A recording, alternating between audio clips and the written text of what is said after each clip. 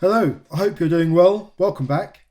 Last week I published a performance video, which was kind of a live looping or track construction type of thing using just internal synths and samples.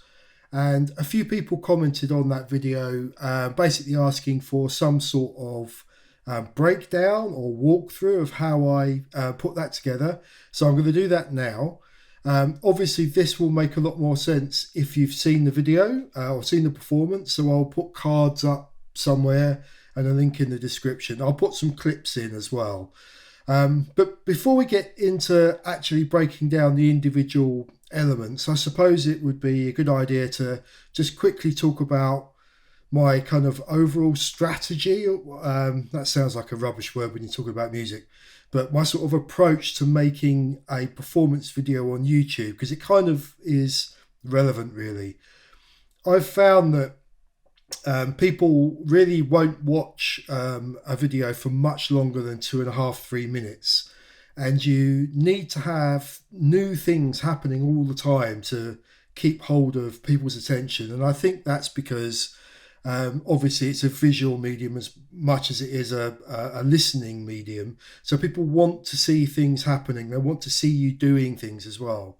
So when I put a performance video together, I try and keep it to 2.5 minutes or so and make sure I'm building in lots of things to look at as well as listen to. And I actually think that probably makes for a more interesting sonic performance anyway.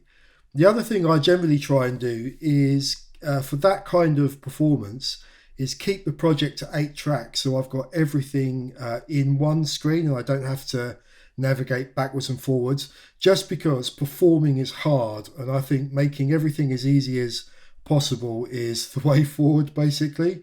So anyway, that's that. Let's look at some specific things now. So that performance I posted last week, it basically has 3 parts or 3 sections, if you like. The first section is layering some new elements together, one on top of the other, which is basically the left-hand side of the screen or the project, until they've all come together to create the foundation groove, which we sit on for a little while. Once we've sat on that for a little while, we then move over to a B section or a bridge section, which is basically the main groove with 2 or 3 elements stripped away and 1 or 2 new elements added, which fit together, but they have a very different sound and character so that the listener knows that we're in a different section of the song. And then the third section, which is basically the ending, if you like, we gradually take out some of the B section elements and reintroduce the A section elements that we took away, and then combine all of it together, and then we drop down to an ending. So we get this kind of 3-tier effect where the track goes up, then down, then up, and ends. That's what I was aiming for. One tip I have found very useful is if you're going to do that A section and B section kind of technique, the thing that makes your life really easy is when you're creating your B section parts, even though they're going to be different to your A section, make sure they all work together. So when you've come up with some nice bits for your bridge or your B section, make sure you put everything, just listen to it with everything back in and make sure that they do actually work all together, because that makes your ending so much easier, because you can just basically chuck everything back in all at once, knowing that it will make sense. And again, if you know that everything works, as you're performing, if you mute stuff in and out, you know that whatever you're going to do, it's going to work. So that's kind of the basic principle of what I did here. So you'll see that I've got 8 tracks. I've got some clips up here and some clips down here. The reason they're like that is when I'm making the parts for a performance, I just make that as normal. I make all the parts as normal till I've come up with a piece of music that I quite like. The second thing I do is then look at which of those elements are ones I'm going to be able to perform. I'm a crappy finger drummer. I'm not a very good pad player. So these are going to be the simplest elements that I can perform with confidence that I won't screw them up every time. Once I've done that, I then copy, once I've decided which parts I'm going to play. So in this performance, it was the drums, it was a pluck kind of melodic synth sound, the bass, and then a lead sound, these four bottom ones here. What I do is I then copy those clips to the bottom row, so that as I'm rehearsing this, if I forget how any of these parts go, I haven't lost my references. So that's just because I've got a rubbish memory. This sort of thing normally takes me 2 days to get right. And when I sit down on the second day, if I don't have these reminders, I'll have forgotten what the parts are. So that's just for me, basically. So when I start any sort of performance or any kind of track, really, I am always intimidated by the sort of empty canvas or the blank piece of paper syndrome. If I try and sit down and say to myself, I'm going to make a techno track or a down tempo track or whatever it is, that's too big of a subject for my brain to work with. So what I found that works best for me is to just mess around and find one element that I like and works and I'm kind of into, and then I will build stuff around that and just let the track go wherever that takes it. In this particular track, it was this thing here, which is basically just a vocal line that I chopped up and turned into a pad. If we go to that track here, you can see that's all that is. Now, the reason I liked that as a start, if you listen to it, because it gives me two elements. I now know what key I'm working in because that's the key of the sample. But the way I've chopped that then gives me some rhythmic cues, so I know I'm going to work around that. And I quite like to have something which is a bed that runs through most of the track, that pins everything together. Because if you've got that bed running through the middle, you can bring other things in and out and build or strip back the arrangement, but it never feels empty because our ears are kind of latched onto that bed that's running all of the way through it. So that's how I started this. I then decided to sort of pick some sounds to go with it. So I picked a drum kit. Sorry, I'm in the wrong mode here. I thought a nice acoustic drum kit would work quite well with that clip. I then created or basically found a hype synth patch to be my kind of melodic but rhythmic. It's got quite a percussive sound to it, which I thought fitted quite nicely into the kind of gaps between those vocal chops. I've then got a bass line. Where is that? Where'd the bass gone? There it is. I think that's a hype synth as well. Then I've got a top loop here, which we'll see in a minute. All that is, it's just an audio track with a hi-hat loop running in it. And when I start the performance off, I start it with the volume all the way down so that I can just bring it up as a sort of an evolving addition to the arrangement as it keeps going. And then, so that all of that sits, oh, I'm sorry, and then we've got the lead sound, which is like a solo, which we bring in right towards the end of the A section build up. And then we have the B section here, which is a pizzicato string, which is muted, so you're not going to hear it. And then a string pad. So the thing that the way I tend to do this stuff with the A section and B section is to use mutes, because like I said, on a performance, it's all difficult. So you want to make life as simple as possible. So if we look at this arrangement here, as I'm doing it, before I actually make the performance, I just put blank clips, empty clips into these slots, and I have this on record mode, and I just arm as I go through. So I don't have to mess around with clips and scenes. I just go arm as I'm building the thing up. But obviously, if you want these on arm, so you can come in and out, you don't have them on mute, because if you do your mutes from the bottom, this is another layer of changes you have to do when you're trying to get into changing sections. So for my mutes, for the first section, to move from the first section to the second section, I use a macro, a stacked macro on the crossfader. And you can see as I move it, you can see the tracks muting in and out. So if we have a quick look at that and go to macros and crossfader, you can see these are all the macros I've got stacked here. So basically the way you do this is if you say to yourself, in my A section, I want tracks 1 to 4 to be running. But when I go to my B section, I want 1 to 4 to go to mute, and I want 5 and 6 or 7 and 8 to become unmuted. The way you do it is you add all of those tracks to this crossfader menu. You stack them all up, but then the two that you want to be on your B side, you tap on them and you tap flip, which moves them around the other way. So the two that you flip, you'll see here it's these ones. It's the pads and the pizzicato and the strings. You'll see that their polarity, for want of a better term, is inverted to the others, which you can see reflected here. So that means that I can just go bop like that whenever I want to move into the B section, and it brings these two in and mutes the other elements out.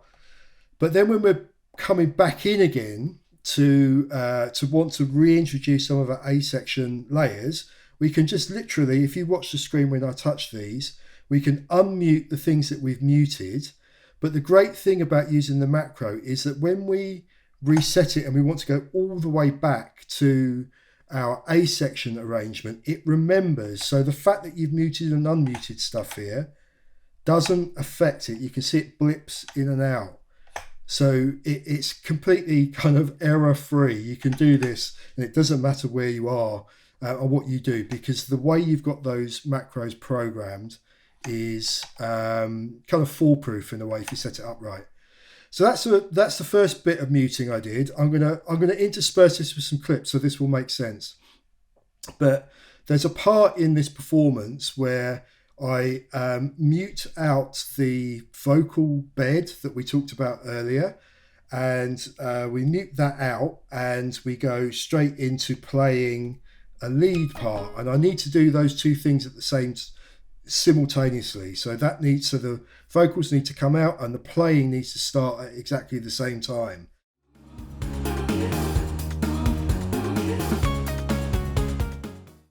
Now, obviously, to do that, I need to be able to switch to record on my lead part, which means I can't have mutes down here. So that vocal chop I've got mapped to a touch macro, a momentary macro here, so that I can go and simultaneously mute out the vocal chop at the same time I start playing the lead. That's one of the most kind of important things in getting this particular performance right, because moving from muting to recording was the most difficult thing to get right when I was trying to record this, basically. The other thing which I will highlight to you is that when I was recording the drums, you'll see that I set out with a 2-bar loop and then doubled it to a 4-bar loop.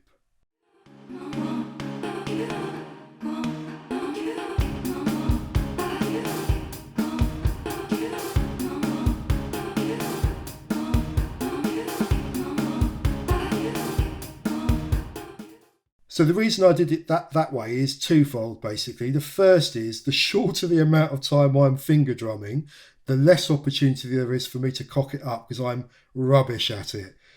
So by doing just 2 bars, I managed to get that out.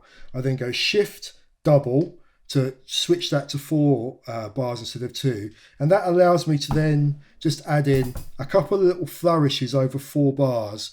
And putting those flourishes in over 4 bars means that they come around more slowly than they would do if I'd done it when it was 2, which obviously sounds more natural, and it stops that part becoming kind of sort of oppressive or in your face because there's too many fill-ins all the time. The other thing is it allows you to do all of the drums in one pass. So it's one 4-bar pass instead of having two 4-bar passes, which is too long of an intro, I think, when you're trying to keep people engaged. The other thing I did, if we solo that track, no, hang on. Okay, what's going on? Play. I applied an XY effect to these drums, so I could put some fill-ins in there as well. Now I did that when I was first making the track. Obviously, when I done that, I deleted my original clip and then started again from scratch in the performance. But because we've applied the XY effect to the track, the whole track, the fact that we're swapping clips doesn't make any difference. So that's basically how I stitch those two or three things together. As I said, the main strategy for it is to create empty clips in the elements that you're going to record, and then bounce between them. So basically, if we create a clip in here now, and one in here now, and one in here now, and we go to record, you can see that I can bounce from clip to clip and just record into them as I want to go. And that's basically the way I put that performance together. Then when we got to the end, we reached the kind of the bridge part.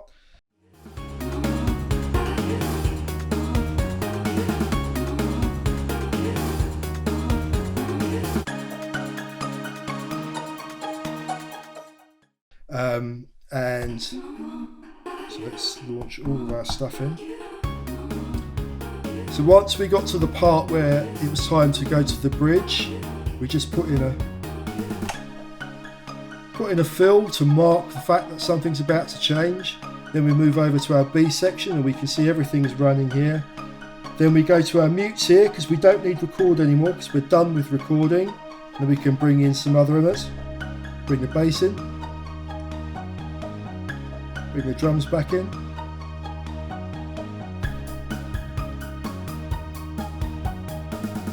Then we can move back to our full A section, and the lead part coming at that point brings some energy back to it.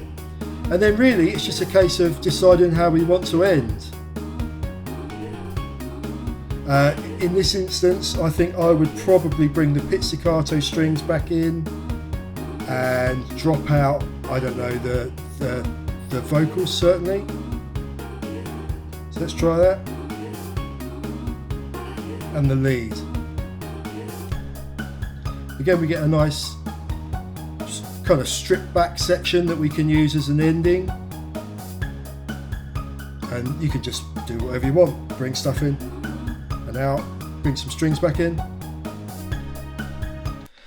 So the key to it, I think, to that sort of thing is to identify what you're going to be able to perform without making too many mistakes. Then, as we said, create empty clips in those and set all of your macro performance controls up on knobs and the crossfader so that you can bounce between clips in record mode and just go from clip to clip to clip recording. That's the way I do this sort of thing. It seems to work reasonably well. And obviously we've only used one scene here. This is just, don't forget, this is just our backup scene. It would be very easy to do the same thing again on these different rows, and we could actually build up a set doing the same kind of thing. So anyway, that's the way I went about producing that particular performance.